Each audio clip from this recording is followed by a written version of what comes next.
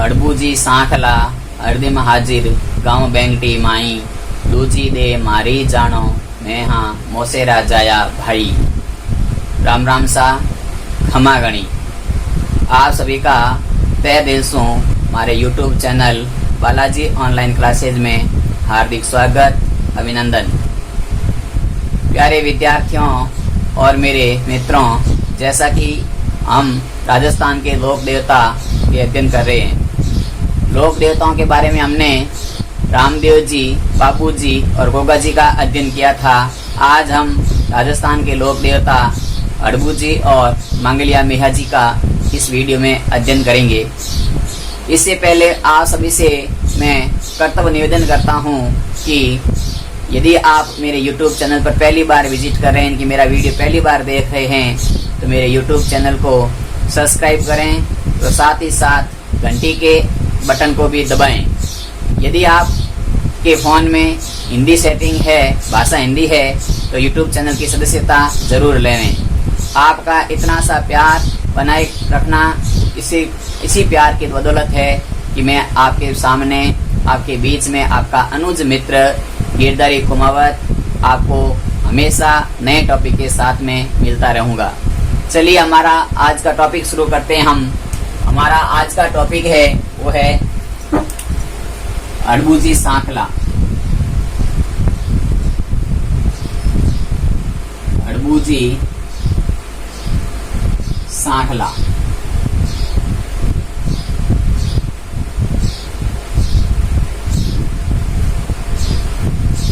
तो सबसे पहले हम शुरू करते हैं आज का हमारा टॉपिक अड़बूजी सांखला। अड़बूजी सांखला का जन्म, अड़बूजी सांखला का जन्म बुंडेल गांव नागौर में हुआ था। कहाँ हुआ था? अड़बूजी सांखला का जन्म बुंडेल गांव नागौर। अड़बूजी सांखला का जन्म बुंडेल गांव नागौर में हुआ था। इनके पिता का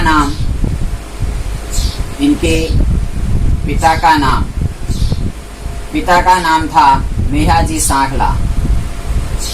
मेहाजी सांखला।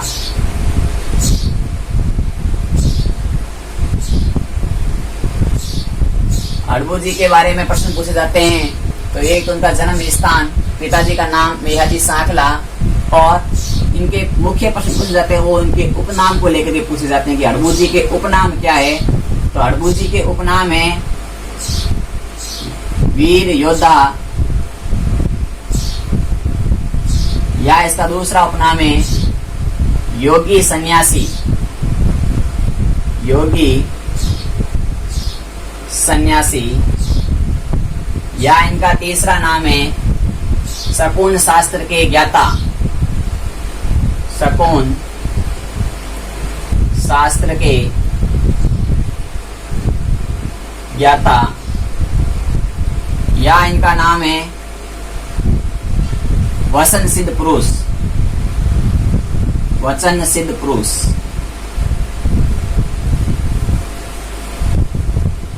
यानी कि अड़बूजी जो सांखला है, अड़बूजी सांखला राजस्थान के लोक देवताओं में से और पंचवीरों में से एक है। तो अड़बूजी सांखला का जन्म होता है बुंडेल गांव नागौर के अंदर।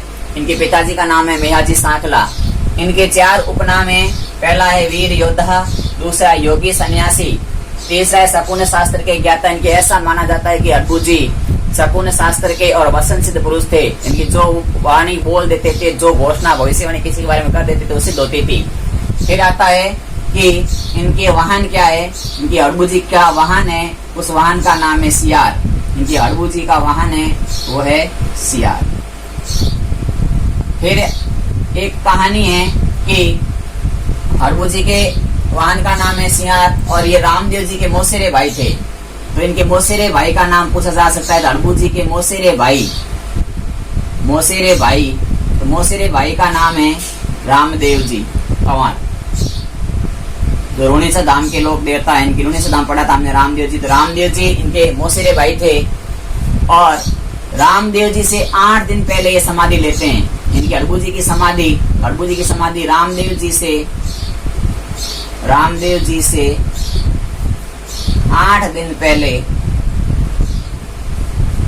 8 दिन पहले ये समाधि लेते हैं। रामदेव जी समाधि कब लेते हैं? तो रामदेव जी समाधि लेते हैं भाद्रपद शुक्ल पक्ष की एकादशी को। तो एकादशी से 8 दिन पहले समाधि लेते हैं, वो है अड़बू जी।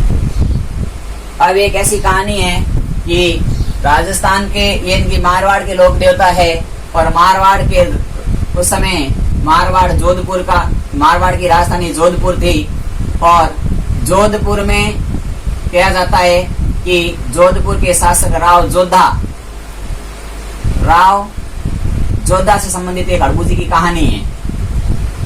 इनकी राव जोधा और राव जोधा उस समय, जब अड़बू जी के समय के बात करें तो अड़बू जी राव सूड़ा के समकालीन थे। इनकी अड़बू जी किसके समकालीन थे? इनके अड़बू जी के समकालीन शासक थे, तो वो थे सूड़ा जी, समकालीन थे, समकालीन शासक।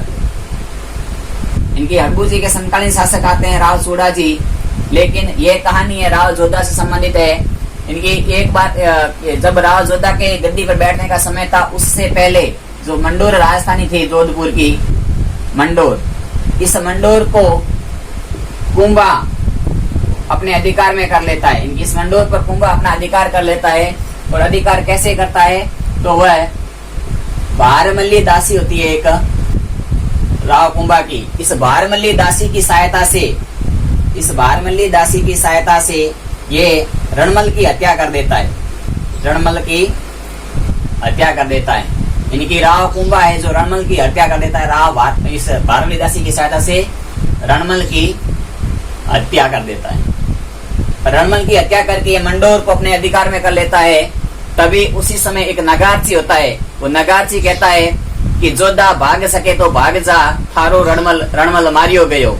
यानी कि जो राव जोधा जी है, उन्होंने एक नगारची राव जोधा जी को कहते हैं कि जोधा भाग सके तो भाग जा, थारो रणमल मारियो गयो। पर ऐसा माना जाता है कि वहां से राव जोधा जी है, ऐसा माना जाता है कि राव जो जोधा है, वो जोधा वहां से जोधपुर से चला जाता है और कोहूनी गांव बीकानेर में चला जाता है। इनकी राव जोधा जी वहां से भाग करके कहाँ चले जाते हैं? तो कोहूनी गांव बीकानेर में चले जाते हैं। और यहाँ पर इनकी मुलाकात होती है अड़बू जी से। यहीं पर इनकी मुलाकात होती है अड़बू जी से। फिर अड़बू जी से इनकी जब काहुनी गांव या कोहूनी गांव कह सकते हैं, या काहुनी गांव एक ही बात है, तो राव जोधा जी जब कुंभा का अधिकार मंडोर पर हो जाता है, तो उस समय ये काहुनी गांव बीकानेर जाते हैं। और बीकानेर में इनकी उस मुलाकात अड़बू जी से होती है। जब अड़बू जी से मुलाकात होती है और सारी घटना के बारे में पता चलता है, तो अड़बू जी इन्हें एक कटार व घोड़ा भेंट करते हैं। कटार और घोड़ा भेंट करते हैं। साथ ही एक वचन देते हैं। इनकी वचन देते हैं। क्या वचन देते हैं? कि उस समय जब अड़बू जी से मिले थे, तो अड़बू जी ने राव जोधा को मूंग रांध के खिलाए। क्या खिलाए थे? मूंग रांध के खिलाए। मूंग रांध के खिलाए और कहा कि राव जोधा जी से अड़बू जी ने खिलाए थे। और अड़बू जी ने एक बात कही थी कि जोधा जी, जब तक आपके पेट में ये रांधे हुए मूंग है, जब तक आपके पेट में ये रांधे हुए मूंग है, उतने समय में आप इस जोधपुर की या इस मारवाड़ की धरा पर जितने तक घोड़ा घुमा सकते हो, वह जमीन आपकी हो जाएगी, ऐसी भविष्यवाणी करते हैं। और उसी समय राव जोधा वो रांधे हुए मूंग खा करके घोड़े पे सवार हो जाते हैं और जितने क्षेत्र में वो घोड़ा घुमा लेते हैं, वो क्षेत्र ऐसा माना जाता है कि राव जोधा जी के वापस अधीन आ जाते हैं। इनकी ये कुंभा जी है जो मंडोर भी राव जोधा जी वापस अपने अधीन कर लेते हैं। और फिर वो प्रसन्न हो जाते हैं, खुश होते हैं। और खुश होकर के अपनी गुरु भक्ति निभाने के लिए वापस ये राव जोधा जी अड़बू जी के पास में जाते हैं। और बेंगटी गांव फलोदी के अंदर पड़ता है। बेंगटी गांव अड़बू जी को भेंट में प्रदान करते हैं। और यही बेंगटी गांव में अड़बू जी का मंदिर बना हुआ है। अड़बू जी का मंदिर यहीं पर बना हुआ बेंगटी गांव के अंदर। और ये मंदिर बनाने वाले शासक कौन थे? तो इस अड़बू जी के मंदिर को बनाने वाले शासक थे, वो थे अजीत सिंह। वही अजीत सिंह है जिसकी रक्षा दुर्गादास राठौड़ ने की थी। दुर्गादास राठौड़ यानी कि जब अड़बूजी से राव जोधा जी प्रश्नों के वापस मिलते हैं तो उसमें बैंगटी गांव भेंट करते हैं और इसी बैंगटी गांव में अड़बूजी का मंदिर बना हुआ है जिसका निर्माण कराने जा सकते होते अजीत सिंह। और अजीत सिंह के बारे में कहानी है वो है इसी अजीत सिंह की रक्षा करने वाले थे दुर्गादास राठौड़। और दुर्गादास राठौड़ को मारवाड़ का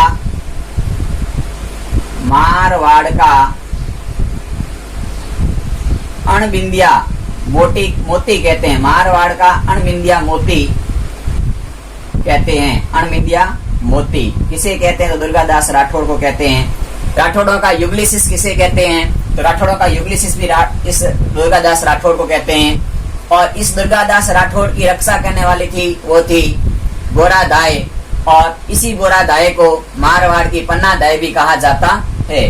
तो कुछ इंपॉर्टेंट फैक्ट साथ में जोड़ के मैंने जो जोड़े हैं। फिर आता है कि यहाँ पर जहाँ अड़बूजी का जो मंदिर बना हुआ है इस अड़बूजी के मंदिर में यहाँ पे पूजा किसकी होती है तो यहाँ पूजा होती है बैलगाड़ी की। आज भी बैलगाड़ी की पूजा होती है। और बैलगाड़ी की पूजा क्यों की जाती है क्योंकि अड़बूजी इसी बैलगाड़ी के द्वारा पंगु गायों के लिए जो गायें चल फिर नहीं सकती थी पंगु गायों के लिए चारा और पानी लाया करते थे। और ऐसा माना जाता है कि यदि कोई इंसान इन जो अड़बूजी की बैलगाड़ी है इस बैलगाड़ी की पूजा करके अपने की मन्नत मांगता है तो मन्नत भी पूरी जरूर होती है। तो हमने अड़बूजी के बारे में पढ़ा। तो अड़बूजी का जन्म बुंडेल गांव नागौर, पिता का नाम मेहाजी सांखला, उपनाम वीर योद्धा, योगी सन्यासी, सपुन शास्त्र के ज्ञाता, वसन सिद्ध पुरुष। इनके वाहन पूछा जाता है तो वाहन है सियार। इनके मोसेरे भाई का नाम रामदेव जी से 8 दिन पहले समाधि ली थी अड़बूजी ने। अड़बूजी का मेला कब भरता है तो भाद्रपद शुक्ल पक्ष में भरा जाता है। फिर आता है कि राव जोधा जी है जो जोधपुर के शासक थे, जोधपुर की स्थापना करने वाले थे राव जोधा जी। इनके संबंधित कहानी है कि जब अड़बूजी के समकालीन थे शासक थे राव चूंडा जी। और राव चूंडा जी के समय रणमल की हत्या करके कुंभा मंडोर को अपनी अधीन कर लेता है। मंडोर जहाँ पर रावण का उत्तर भारत का एकमात्र रावण मंदिर इस मंडोर में बना हुआ है। पूरे उत्तर भारत का एकमात्र रावण मंदिर पूछे तो मंडोर में बना हुआ है। रावण के संवरे पूछे तो मंडोर में बनी हुई है क्योंकि रावण की पत्नी मंडोदरी इसी मंडोर की रहने वाली थी। यहाँ से फिर ये भारमली दासी की साथ रणमल की हत्या कर देते। तो उसी समय नगारसी एक जो जिसे हम लूम कहते हैं कि नगारसी ये कहता है कि राव जोधा भाग सके तो भाग जा, थारो रणमल मारियो गयो। और ऐसा माना जाता है कि राव जोधा जी वहां से भाग जाते हैं और कहुनी गांव बीकानेर में अड़बूजी से मुलाकात होती है। तो जब अड़बूजी से मुलाकात होती है तो अड़बूजी उन्हें पूरी घटना सुनते हैं। सुनने के बाद में कटार और घोड़ा भेंट करते हैं और वचन देते हैं कि क्या वचन देते हैं कि वे मूंग रांध के खिलाते हैं। मूंग रांध की खिलाते हैं और कहते हैं कि जोधा जी जब तक आपके पेट में ये मूंग है तब तक आप घोड़े को इस मारवाड़ की धरा पर जितना घुमा सकते हो वो जमीन आपके अधीन हो जाएगी। ये इनकी भविष्यवाणी जब सिद्ध हो जाती है, इनकी सच साबित हो जाती है तो उस समय ये वापस गुरु भक्ति निभाने के लिए अड़बूजी से मिलने जाते हैं। और अड़बूजी को बैंगटी गांव फलोदी के पास में बैंगटी गांव है उस बैंगटी गांव को भेंट कर देते हैं। और इसी बैंगटी गांव में अड़बूजी का मंदिर बना हुआ है। और इस अड़बूजी के मंदिर को बनाने वाले शासक थे वो थे राव यानी कि वो थे अजीत सिंह। वही अजीत सिंह है जिसकी रक्षा करने का काम दुर्गादास राठौड़ ने किया था। इसीलिए दुर्गादास राठौड़ को मारवाड़ का अणबिंदिया मोती या राठौड़ों का युगलिसिस कहा जाता है। इनका लालन पालन करने वाली थी वो थी गोरा दाई। और गोरा दाई को मारवाड़ की पन्ना दाई भी कहा जाता है। फिर आता है कि जो अड़बूजी का मंदिर यहाँ पर पूजा किसकी होती है, यहाँ पूजा होती है बैलगाड़ी की। और बैलगाड़ी की पूजा क्यों होती है क्योंकि अड़बूजी इसी बैलगाड़ी के द्वारा अपंग गायों की लिए चारा और पानी लाया करते थे। और ऐसा माना जाता है कि आज भी इस बैलगाड़ी की पूजा अर्चना करके कोई भी मन्नत मांगी जाती है तो मन्नत जरूर पूरी होती है।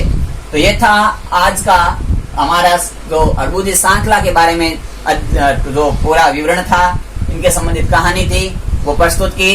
अब हम पढ़ते हैं अगला टॉपिक है हमारा वो है मांगलिया जी मेहा या मेहा जी मांगलिया। मेहा जी मांगलिया इनकी मेहा जी मांगलिया भी पंचपीरों में शामिल है क्योंकि पंचपीरों के नाम में आपको बता दूं तो इनकी ट्रिक है पंचपीरों की, गोपाराम है क्या। पंचपीरों की ट्रिक है गोपाराम है क्या। एक बार आप पंचपीरों की ट्रिक ले दो। राजस्थान के पंचपीर कौन थे, तो पंचपीरों की ट्रिक है पंचपीर। पंचपीर याद करने की ट्रिक है, वो ट्रिक है ये है कि गोपाराम है क्या, गोपाराम है क्या। यानी कि एक आदमी आता है कोई और पूछता है कि गोपाराम है क्या। इसमें क्या है कि ये क्या है, ये साइलेंट वर्ड है, इसका कोई मतलब नहीं है। बाकी 5 अक्षर है, 5 अक्षरों से राजस्थान के पंचपीरों के नाम याद हो जाएंगे। गो से हो जाएगा गोगा जी, पा से हो जाएगा बाबू जी, रा से हो जाएगा रामदेव जी,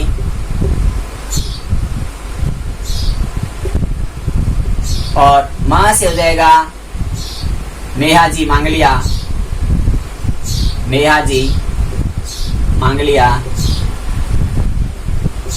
और ह से हो जाएगा अड़बू जी सांतला।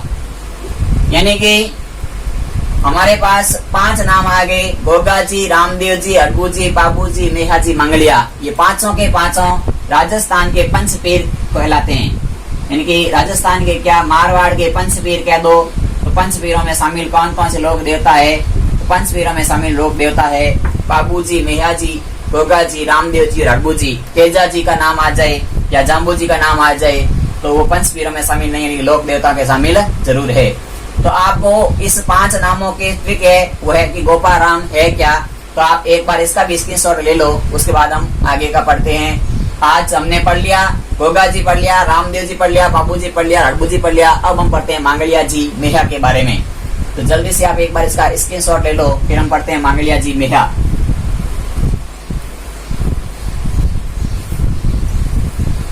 मांगलिया जी मेहा के बारे में पढ़ते हैं, इनकी कहानी पढ़ते हैं। तो मेहा जी मांगलिया, अगला हमारा जो लोक देवता है वो है मेहा जी मांगलिया।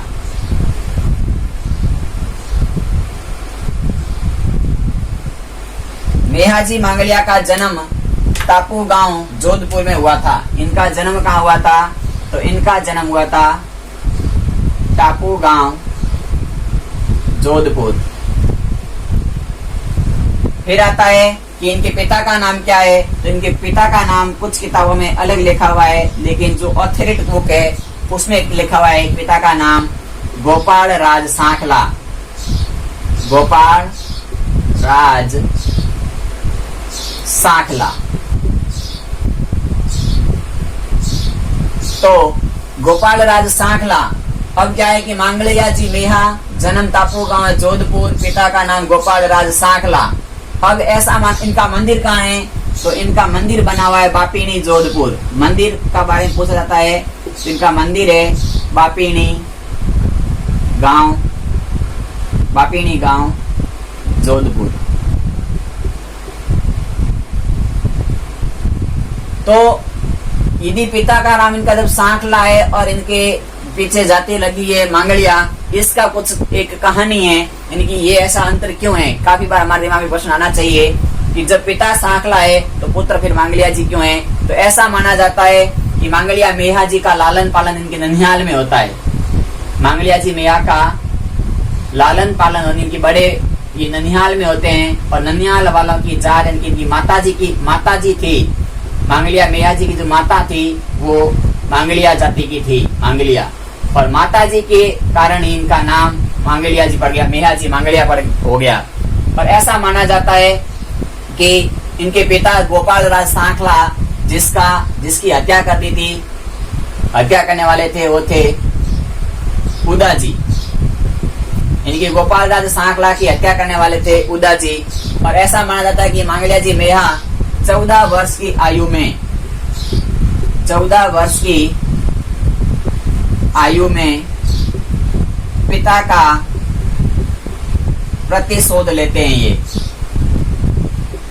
तो यानी कि 14 वर्ष की आयु में ये उदा जी की हत्या करके अपने पिता की हत्या का बदला ले लेते हैं। और इनका वाहन पूछा जाता है काफी बार, तो मांगलिया जी मेहा का जो वाहन है उस वाहन का नाम है किरण काबरा घोड़ा। तो मांगलिया जी मेहा का जो घोड़ा है उस घोड़े का नाम क्या है? तो किरण काबरा घोड़ा है। और ऐसा माना जाता है जोधपुर राज्य के इतिहासकार, इनके जोधपुर का इतिहास लिखने वाले जोधपुर राज्य के इतिहासकार जिनका नाम है, जोधपुर राज्य के इतिहासकार थे जिनका नाम है गौरी शंकर, डॉक्टर गौरी शंकर हरिचंद ओझा, जिन्होंने जोधपुर राज्य का इतिहास लिखा था। तो जोधपुर राज्य के इतिहासकार डॉक्टर गौरी शंकर हरिचंद ओझा के अनुसार मांगलिया जी मेहा ने जैसलमेर के